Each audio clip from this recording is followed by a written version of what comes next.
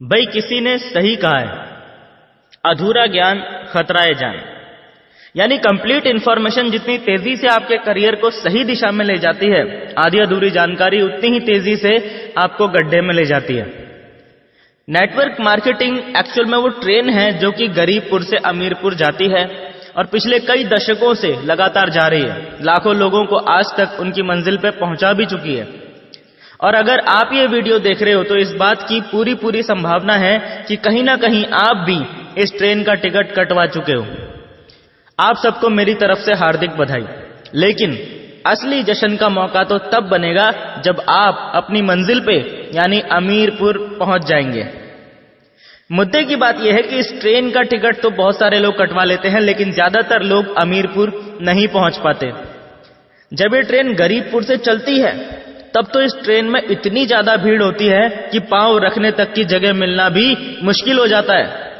भीड़ की भीड़ घुसती चली जाती है नेटवर्क मार्केटिंग की ट्रेन में। लेकिन अमीरपुर पहुंचते पहुंचते इस ट्रेन में इतनी जगह बन जाती है कि अंत तक इसमें टिके रहने वाले यात्री आराम से सोते सोते अमीरपुर पहुंच जाते हैं। प्रश्न ये उठता है कि वो भीड़ कहां चली जाती है? उन 95% लोगों को जमीन खा जाती है या आसमान निगल जाता है? मैं आपको बताता हूं कि एक्चुअल में होता क्या है। गरीबपुर से अमीरपुर जाने का टिकट खरीदने के बावजूद भी लगभग 25% लोग तो ऐसे होते हैं जो कभी ट्रेन में चढ़े ही नहीं। यानी कि जिन्होंने नेटवर्क मार्केटिंग बिजनेस ज्वाइन करने के बावजूद भी कभी सीरियसली काम स्टार्ट किया ही नहीं। उन लोगों का मानना होता है कि मैंने ट्रेन का टिकट खरीद लिया है तो ट्रेन मेरे बाप की हो गई और ट्रेन का ड्राइवर मेरा खानदानी नौकर हो गया। अब तो ये ट्रेन मेरे ही हिसाब से चलेगी और मैं ट्रेन में तभी चढ़ूंगा जब ये मेरे घर के दरवाजे पे आके खड़ी हो जाएगी। ऐसा कहीं होता है क्या? अगर कोई ट्रेन का टिकट खरीदने के बाद ऐसा सोचता है कि मैं तो ट्रेन में तभी चढ़ूंगा जब ये मेरे घर के दरवाजे पे आके खड़ी हो जाएगी, तो ऐसे व्यक्ति को आप क्या कहेंगे? बताने की जरूरत नहीं है, सभी जानते हैं। लेकिन फिर भी बहुत से लोग नेटवर्क मार्केटिंग बिजनेस में यही गलती करते हैं, कभी घर से निकलते ही नहीं। अब जो लोग जैसे तैसे करके इस ट्रेन में चढ़ भी जाते हैं, यानी काम करना शुरू कर भी देते हैं, उनमें से भी बहुत सारे लोग ऐसे होते हैं जो ट्रेन पकड़ने की इतनी जल्दी में थे कि हड़बड़ाहट में गलत ट्रेन में चढ़ जाते हैं। यानी कि नेटवर्क मार्केटिंग के नाम पे कुछ भी करने लग जाते हैं मार्केट में। तरह तरह की ऊल जुलूल कंपनियों के झांसे में आके अमीरपुर जाने वाली ट्रेन की जगह फकीरपुर जाने वाली ट्रेन में चढ़ जाते हैं। खुद तो गलत ट्रेन में चढ़ी गए होते हैं, दूसरों को भी हाथ पकड़ के उस गलत ट्रेन में चढ़ा देते हैं और आखिर में हाथ में रह जाते हैं वही ढाक के 3 पात। इनकी गलती ये नहीं है कि ये लोग गलत ट्रेन में चढ़ गए, बल्कि इनकी गलती ये है कि सही ट्रेन कौन सी है इन्होंने इसकी प्रॉपर जानकारी नहीं ली। अगर आपको यह पता है कि सही ट्रेन कौन सी है तो चाहे गलत ट्रेनें 50 खड़ी हों, आप उनमें नहीं चढ़ोगे। और अगर आपको पता ही नहीं है कि सही ट्रेन कौन सी है तो आपको सभी ट्रेन सही लगेंगी और जो आपको सामने सबसे पहले दिखाई देगी आप उसी में चढ़ जाओगे। और ऐसा ही आज की डेट में हो रहा है हजारों लोगों के साथ। सही ट्रेनों की संख्या है लगभग 50 तो गलत ट्रेनों की संख्या है 5000। ऐसे में जरूरी है कि आपके पास डायरेक्ट सेलिंग या नेटवर्क मार्केटिंग इंडस्ट्री को लेकर जो गवर्नमेंट के द्वारा गाइडलाइंस दी गई हैं, उन गाइडलाइंस की पूरी जानकारी आपके पास हो ताकि आप रियल और फेक नेटवर्क मार्केटिंग कंपनीज में अंतर आसानी से समझ पाएं। वैसे तो इन गाइडलाइंस के बारे में आपको गूगल पे पूरी जानकारी मिल जाएगी, फिर भी यदि आप लोग गाइडलाइंस के ऊपर एक डिटेल्ड वीडियो चाहते हैं तो नीचे कमेंट बॉक्स में जी टाइप कर दो जल्दी से, ताकि मुझे भी पता चल सके कि आपको एक्चुअल में इस टॉपिक पे वीडियो चाहिए।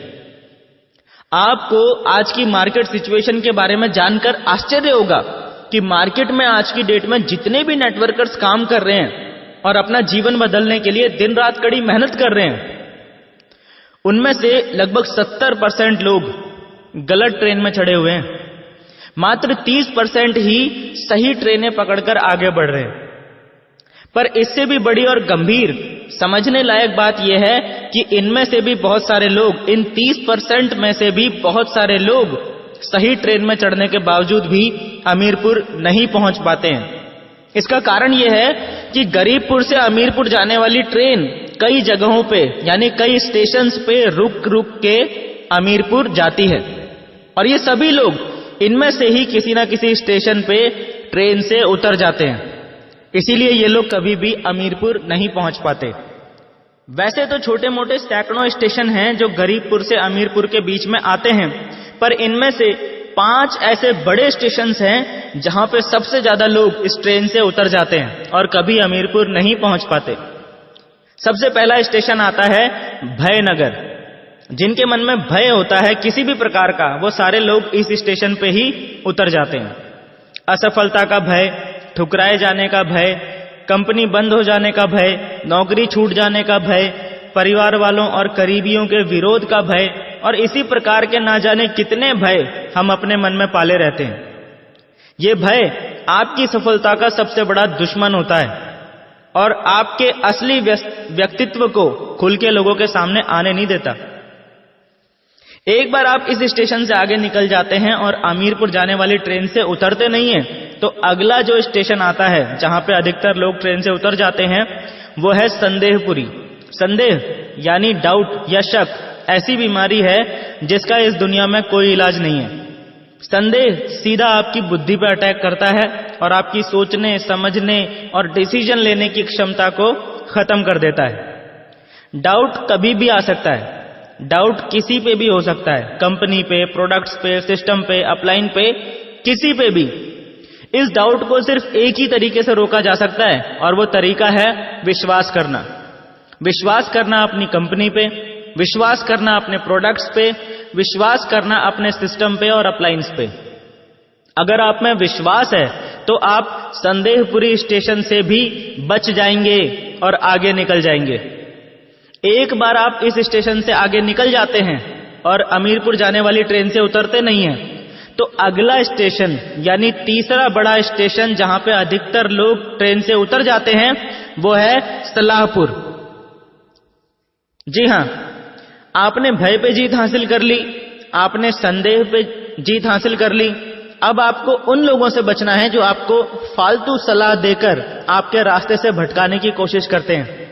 याद रखना, हर सलाह देने वाला व्यक्ति आपका भला चाहने वाला हो ऐसा जरूरी नहीं है, और हर भला चाहने वाला व्यक्ति आपको सही सलाह दे रहा हो ऐसा भी जरूरी नहीं है। इसीलिए ये सलाहपुर स्टेशन सबसे खतरनाक स्टेशनों में से एक है। अगर आपने सही सलाह को छोड़ दिया और गलत सलाह को मान लिया तो आपका सफर वहीं खत्म हो जाएगा।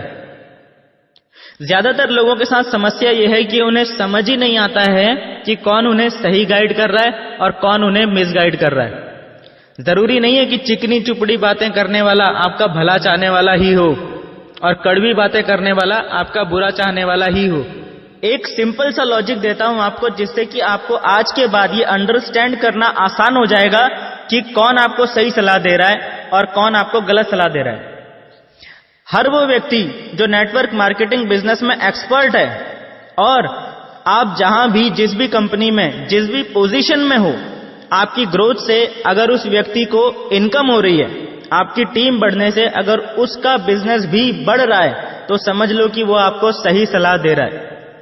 लेकिन अगर कोई व्यक्ति आपको सलाह तो दे रहा है लेकिन उसका खुद नेटवर्क मार्केटिंग में कोई एक्सपीरियंस नहीं है, जैसे आपके बहुत सारे फ्रेंड्स होंगे, आपके बहुत सारे रिलेटिव्स होंगे, आपके पेरेंट्स होंगे, ये सब लोग चाहते तो आपका भला है पर नेटवर्क मार्केटिंग के बारे में आपको सही सलाह नहीं दे सकते।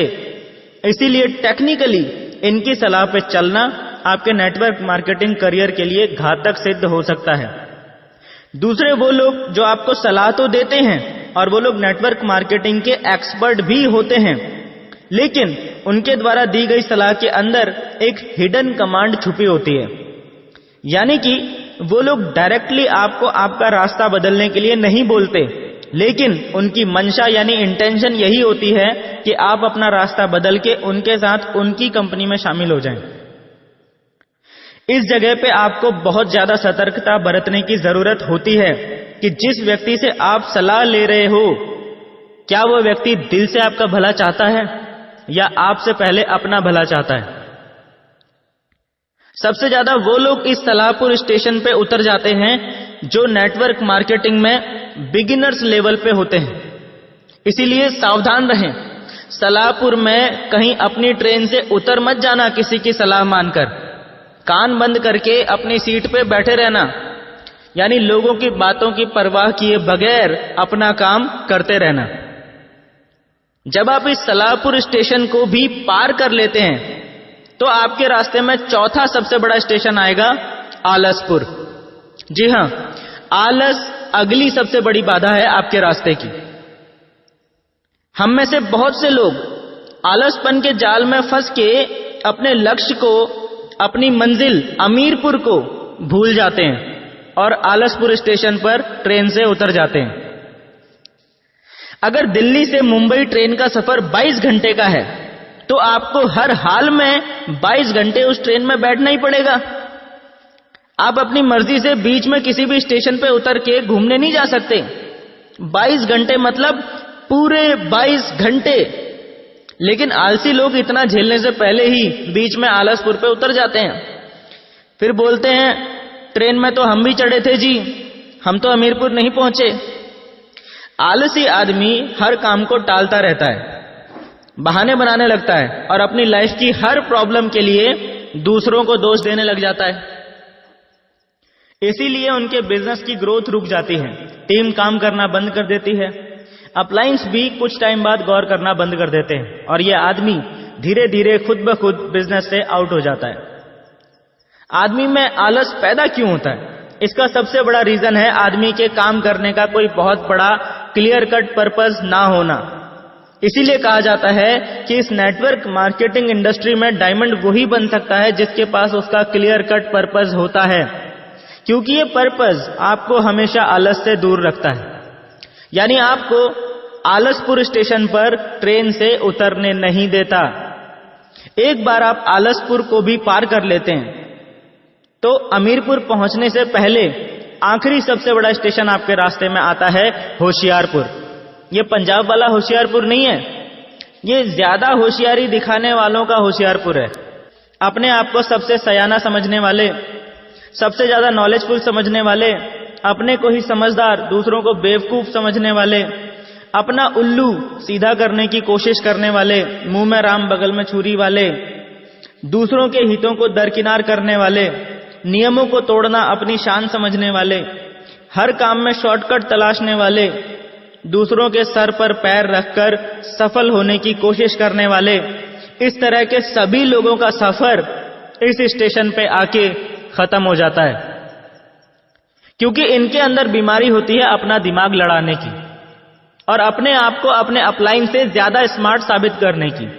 इसीलिए ये लोग कुछ ना कुछ होशियारी दिखाने की कोशिश जरूर करते हैं, सिस्टम और कंपनी के खिलाफ कोई ना कोई एक्टिविटी जरूर करते हैं और बस फिर वही इनके करियर की सबसे बड़ी गलती साबित होती है और उस एक गलती की वजह से इनका सफर इस होशियारपुर स्टेशन पर खत्म हो जाता है। सिर्फ कुछ लोग यानी कि मात्र 1% लोग ही इस 5वें स्टेशन को पार करने के बाद ट्रेन में बचते हैं और बाकी 99% लोग कभी भी ये नहीं बोलते कि मेरी गलती थी, मुझ में ही कमी थी। वो ट्रेन को और उसके ड्राइवर को गाली देने लगते हैं और जो लोग अंत तक इस ट्रेन में बैठे रहते हैं वो लोग आखिरकार अपनी मंजिल में पहुंच ही जाते हैं, यानी अमीरपुर पहुंच के जीवन भर खुशी, आनंद और चाहतों की जिंदगी जीते हैं। याद रखना, ट्रेन का टिकट खरीद लेना ही काफी नहीं है।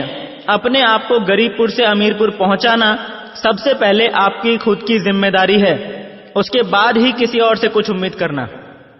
एक सवाल के साथ इस वीडियो को एंड कर रहा हूं। जिसे ये सवाल समझ में आ गया उसे इस पूरी वीडियो का मैसेज भी समझ में आ जाएगा। अपने दिमाग पे थोड़ा सा जोर डाल के सवाल का जवाब नीचे कमेंट बॉक्स में जरूर देना। सही जवाब देने वालों का नाम अगली वीडियो में जरूर आएगा। अब सवाल सुनो। एक बार एक जगह पे रेस आयोजित हो रही थी। रेस जीतने वाले को 1 करोड़ रुपए का इनाम मिलने की घोषणा की जाती है। उस रेस में 3 लोगों ने पार्टिसिपेट किया, मिस्टर ए, मिस्टर बी और मिस्टर सी। तीनों रेस वाले दिन रेस वाली जगह पे पहुंचते हैं तो क्या देखते हैं कि रेस के लिए जो रास्ता चुना गया था वो एक जंगल से होकर गुजर रहा था, बल्कि यूं कहूं कि वो रास्ता था ही नहीं, वो तो घना जंगल था। और चैलेंज ये था कि जो व्यक्ति सबसे पहले इस जंगल को पार करके दूसरी तरफ पहुंच जाएगा वो विजेता बन जाएगा। समस्या ये थी कि उस जंगल में शेर, चीते, भालू, सांप, बिच्छू, मगरमच्छ, हाथी और तमाम तरह के जंगली जानवर भरे पड़े थे और साथ ही कंकड़, पत्थर और कंटीली झाड़ियों से वो जंगल भरा पड़ा था। अब हुआ ये कि ये सब देखकर मिस्टर ए ने तो रेस में भाग लेने से ही मना कर दिया। उसने सीधा बोल दिया, मेरे बस की बात नहीं है भाई। अब मिस्टर बी और मिस्टर सी इन दोनों ने दौड़ने का डिसीजन लिया। रेस शुरू हुई और मिस्टर बी और मिस्टर सी घुस गए जंगल में। दौड़ते दौड़ते थोड़ी देर में क्या हुआ, मिस्टर बी को ठोकर लगी और वो कंटीली झाड़ियों में गिर गया। उसके शरीर में जगह जगह से खून निकलने लगा और वो रोता रोता वहीं से वापस लौट गया। जहां से रेस शुरू हुई थी वापस वहीं पे आके खड़ा हो गया। मिस्टर सी भी जंगल में दौड़ रहा था। दौड़ते दौड़ते अचानक उसको भी ठोकर लगी, वो भी गिर पड़ा। वो उठा तो उसने देखा कि पैर के अंगूठे से खून निकल रहा है। उसने परवाह नहीं करी और वो आगे बढ़ता रहा। थोड़ी देर में पैर में एक कांटा लग गया और दर्द होने लगा। उसने अब भी परवाह नहीं करी और वो आगे बढ़ता रहा। इसी प्रकार जंगल में जितनी भी मुश्किलें आई उसने किसी की भी परवाह नहीं करी और वो लगातार आगे बढ़ता चला गया। देखते ही देखते उसने पूरा जंगल पार कर दिया। वो विजेता बन गया और उसे 1 करोड़ रुपए का इनाम मिल गया। सवाल ये नहीं है कि कौन जीता या किसका फायदा हुआ। आप लोगों से मेरा सवाल ये है कि इस स्टोरी में सबसे ज्यादा नुकसान किसका हुआ, मिस्टर ए का, मिस्टर बी का या मिस्टर सी का? जल्दी से अपना दिमाग इस्तेमाल कीजिए और नीचे कमेंट बॉक्स में बताइए कि सबसे ज्यादा नुकसान किसका हुआ और क्यों। अगली वीडियो की शुरुआत इसी सवाल के जवाब के साथ होगी और सही जवाब देने वाले सभी लीडर्स का नाम भी नेक्स्ट वीडियो में अनाउंस किया जाएगा। हमारी नेक्स्ट वीडियो की नोटिफिकेशन आपके फोन में आए और YouTube पे वीडियो पब्लिश होते ही आपके फोन की घंटी बज जाए, उसके लिए नीचे मौजूद सब्सक्राइब के बटन को अभी दबा दीजिए और बटन दबाते ही साइड में घंटी का एक निशान आएगा, उसे भी जल्दी से दबा देना ताकि नेक्स्ट वीडियो आपसे मिस ना हो। और हाँ, जाने से पहले इस वीडियो को अपनी टीम में शेयर जरूर कर देना ताकि आपकी टीम तक भी ये ट्रेनिंग वीडियो पहुंच जाए और उनका भी दिमाग खुल जाए। मिलते हैं दोस्तों नेक्स्ट ट्रेनिंग वीडियो में, तब तक के लिए thank you and wish you all the best.